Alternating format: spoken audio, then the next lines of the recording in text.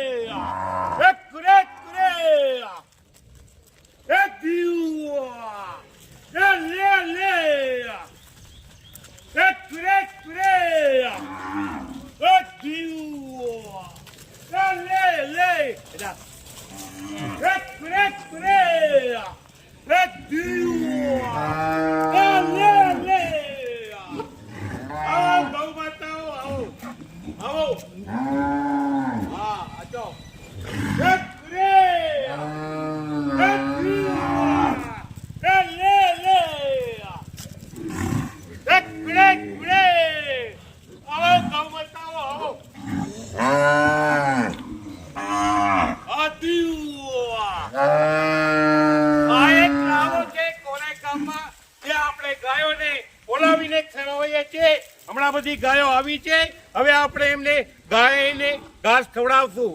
જય ગુરુદેવ, જય જિનેન્દ્ર, વંદે માતરમ.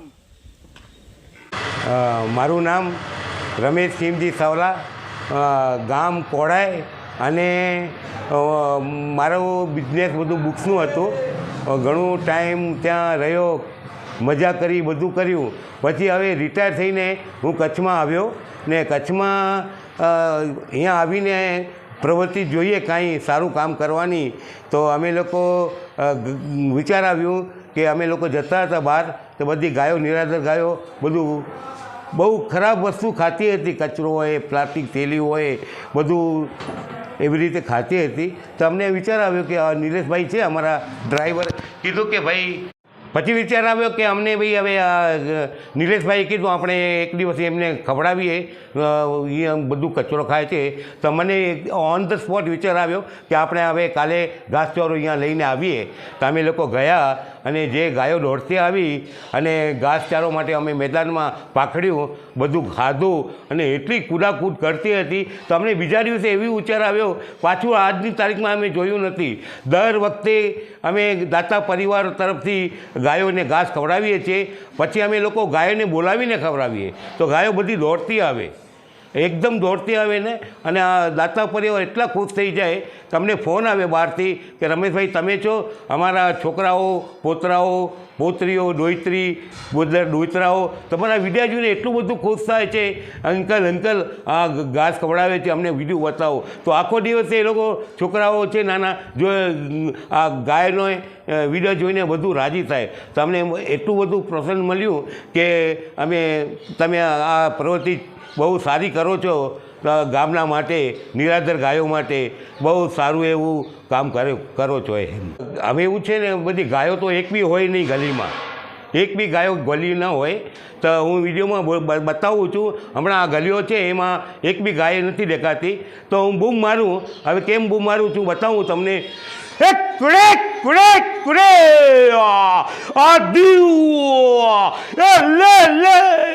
અને ગાયો બધી ગલીમાંથી એવી દોડતી આવે છે, તમે વાત ન પૂછવાની, એમાં બધી દોડતી આવે. અને બધું એના ઘાસ ઉપર એવું બધું તૂટી પડે, રંકો હોય, મકાઈ હોય, જુવાર હોય, ગાજર હોય, બધી આરામથી ખાય છે એ લોકો. શું છે, મુંબઈમાં જે કામ ઉપર જઈએ ને ઓફિસમાં, સવારના જઈએ, રાતના અહીંયા આવીએ ઘરે, અમને વિચાર એ જ આવે કે બોરીવલીથી કઈ ગાડી પકડવાની સવારના.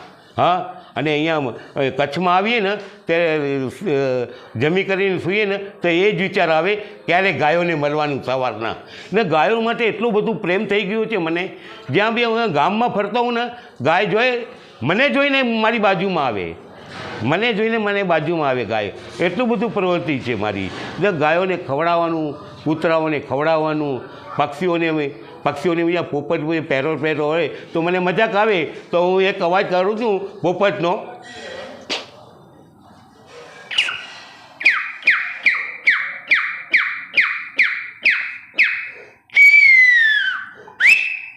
કોયલ.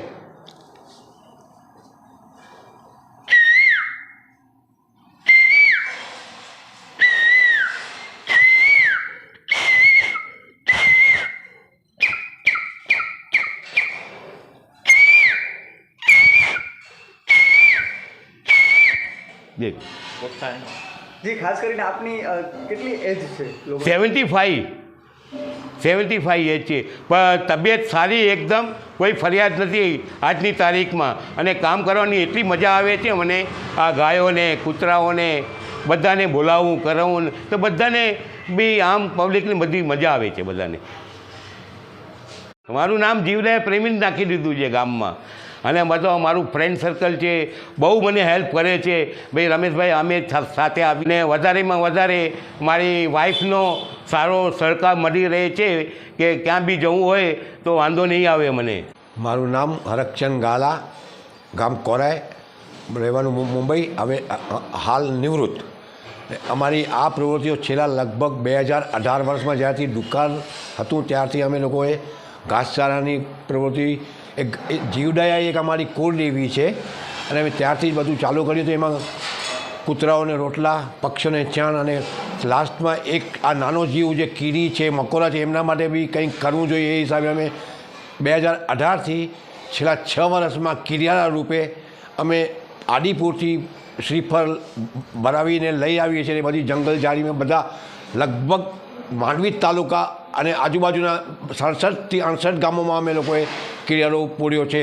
હમણાં બી રેગ્યુલર અમારી આ પ્રવૃત્તિ ચાલુ છે. મહિનામાં 3 વખત 4 વખત, લગભગ એવરેજ એક વખતમાં 1500થી 2000 નારિયેળ હોય એવા મહિનામાં 3 થી 4 વખત અમે કિરિયાળો પૂરીએ છીએ અને અલગ અલગ જગ્યાએ જઈને અમે પૂરીએ છીએ. અને પાછી દાખલા તરીકે અમે ધબુરી, અમારા આજની તારીખમાં અમે ધબુરી કિરિયાળો પૂરી આવ્યા છીએ, તો ધબુરીનો નંબર પાછો વળી 2 મહિના પછી, 2.5 મહિના પછી આવશે. અને એ કિરિયારામાં અમે એ બી જોયું કે જે કિરિયારો અમે પૂર્યો છે એ નારિયેલ જે શ્રીફળ મૂકી આવ્યા હતા કિરિયારા રૂપે એ ત્યાં 2.5 મહિના પાછી ગયા એક શ્રીફળ આખો ને આખો એમ જ પડ્યું હતું. માલ બધો ખવાઈ ગયો હતો, અંદરનો કોપરો પણ ખવાઈ ગયો હતો અને ખાલી કરચલી બાકી હતી. એ બધું અમે ચેક કરીને કરી રહ્યા છીએ અને અમને બહુ આનંદ થાય છે કે આ બધે અમારે આ નાના નાના જીવોને અમે સાતા પહોંચાડીએ છીએ અને અમને એ ખુશી થાય છે. ને અમારી ટીમ બી બહુ વ્યવસ્થિત છે બધી. અમારા કાંતિભાઈ ગડા, અંજુભાઈ સાવલા, જીતુભાઈ સાવલા, રમેશભાઈ સાવલા, વિરેન્દ્રભાઈ મારું બધા અમે સંકળાયેલા છીએ. અને પછી જેમ જેમ અમે આવતા જઈએ પાછા તો બીજા બધા ઇન્વોલ્વ થતા જાય છે અને દાતા પરિવારનો સહયોગ તો અમને મળતો રહે છે. એડવાન્સમાં બધા સામેથી ફોન આવે છે કે અમારા આટલા નારિયેળ નાખજો, અમારું આટલું આ કરજો, એવી રીતે અમને પ્રોત્સાહન મળતું રહે છે અને અમે આ પ્રવૃત્તિ કરી રહ્યા છીએ. જે ખાસ કરીને આ શ્રીફળ જે આટલા 2018 સેવાકીય પ્રવૃત્તિ જે કીડિયારોને જે ખવડાવવા માટે જે આ પ્રવૃત્તિ ચાલી રહી, તો કુલ કેટલા શ્રીફળ અત્યાર સુધી આપ કર્યા છો? લગભગ 6 વર્ષમાં અમે લગભગ 1.5 લાખ શ્રીફળ કિરિયારો રૂપે બધા 67 થી 70 ગામોમાં કિરિયારો અમે કિરિયારો પૂરી આવ્યા છીએ. ને આ ખાસ કરીને સેવાકીય પ્રવૃત્તિમાં આપની ટીમ કેટલી જોડાયેલી છે? અમારા ટીમમાં બધા આગળ પાછળ લગભગ જ્યારે કિરિયારો પ્રોજેક્ટ છે ત્યારે 10 થી 12 જણા હોઈએ છીએ અને આવતા જાય નવા નવા એડ થતા જાય છે ને બધા સાથ અને સહકાર આપી રહ્યા છે. અંજુ રામજી સાવલા, કચ્છ કોડાઈમાં રહું છું. મારું મુંબઈમાં ઘાટકોપર હું રહું છું. હાલ હું નિવૃત્ત છું. કોડાઈની અંદર ભાગ્યશાળીઓ બહુ સરસ પ્રવૃત્તિ ચાલી રહી છે. એમાં જીવદયા માટે રમેશભાઈ, કિરિયારા માટે હરકચંદભાઈ ગાલા, જેઓ કિરિયારો આજ દિવસ સુધી લગભગ 1.5 લાખ નારિયેલ કોડાઈની અંદર અમે પધરાવી ચૂક્યા છીએ. આપ પણ ભાગ્યશાળીઓને ક્યારેય પણ ઈચ્છા થાય તો અવશ્ય આપ રમેશભાઈ અને હરકચંદભાઈનો કોન્ટેક્ટ કરજો. ઘણા ભાગ્યશાળીઓ ઇવન ઇન્ટરનેશનલથી પણ રમેશભાઈ અને હરકચંદભાઈને ફોન આવે છે કે અમારો કિરિયારો આજે પૂરજો અને ત્યાંથી ટ્રાન્સફર પૈસા કરે છે. તો અમે તો વધારેમાં વધારે ગામવાસીઓ અને બીજા અન્ય ગામજનોને એવી વિનંતી કરીએ છીએ આ જે અમારી પાસે પ્રવૃત્તિ ચાલી રહી છે એ બધી મહાજન અંદર જ છે અને મહાજનના સર્વે ભાઈ બહેનો અહીંયા બહુ સાથ સહકાર આપ્યો છે. એમાં બહેનો પણ અમારી સાથે ઘણી વખત આવે છે જે મુંબઈ રહે છે તો એ વિચાર કરે છે અમે ક્યારે કચ્છમાં જઈએ ને ક્યારે અમે કિરિયારાનો અથવા અમને ઘાસચારાનો લાભ મળે તો બધા ભાગ્યશાળીઓ અમારી પાસે આવે છે. અમને ગ્રામજનોને અન્ય ગ્રામજનોને જો આપને આ પ્રવૃત્તિમાં જોડાવવું હોય તો હરકચંદભાઈ ગાલા એમના મોબાઈલ નંબર છે 9870211818 અને રમેશભાઈ ઘાસચારા માટે 9930756211 એમને અવશ્ય આપ કોન્ટેક્ટ કરજો. અમારી પાસે કચ્છ કોડાઈમાં ઘણી સુબોધશ્રી મહારાજ સાહેબ પ્રેરણાથી વિદ્યાચંદ્ર મુનિવર વિદ્યાચંદ્ર મહારાજ સાહેબ જેઓ આજે જ કચ્છ કોડાઈની અંદર પધાર્યા છે. એમની ઘણી અમારી પાસે સેવાઓ ચાલુ છે જેવી કે હાઈસ્કૂલ, પછી બાલમંદિર, શાશ્વતામ, ભોજનશાળા, સેનેટરી, ગૌશાળા, લાઇબ્રેરી અને આવાસ યોજના.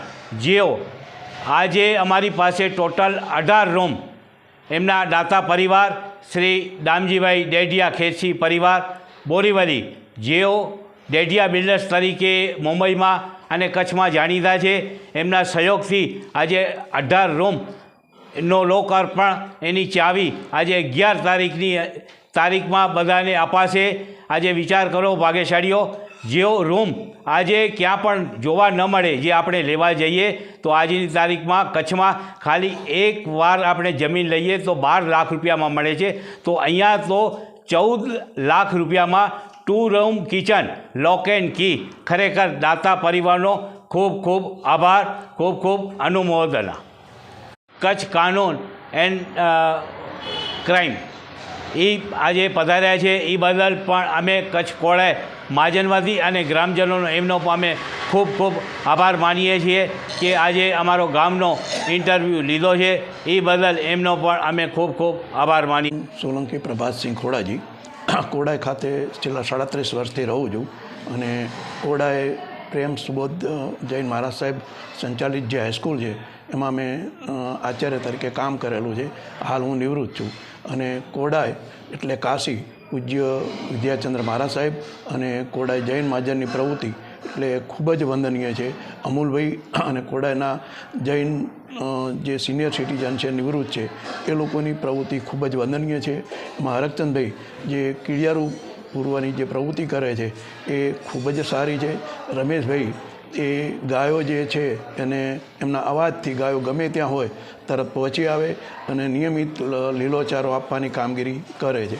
એમની સાથે કોડાઈના અંજુભાઈ, નવીનભાઈ, હું અને અન્ય કોડાઈના જે જૈનો છે, કાંતિભાઈ અને એ બધા સાથમાં રહીએ છીએ અને કીડિયારું પૂરું ગાયોને ચરો આપવો, અન્ય નિરાધાર ગાયો કે કોઈને વાગેલું હોય તો એવી ગાયોને યોગ્ય જગ્યાએ પહોંચાડવી, સારવાર કરવી અને જ્યાં પણ જરૂરિયાત હોય ત્યાં પૂરો સહયોગ આપી અને આવી ખૂબ જ વંદનીય પ્રવૃત્તિ કરે છે. આનો યશ કોડાઈ જૈન મહાજનના મેનેજિંગ ટ્રસ્ટી અમૂલભાઈ અને પૂજ્ય મહારાજ સાહેબ જૈન વડીલોને આપી શકાય એ સર્વેને હું મારા વંદન કરું છું.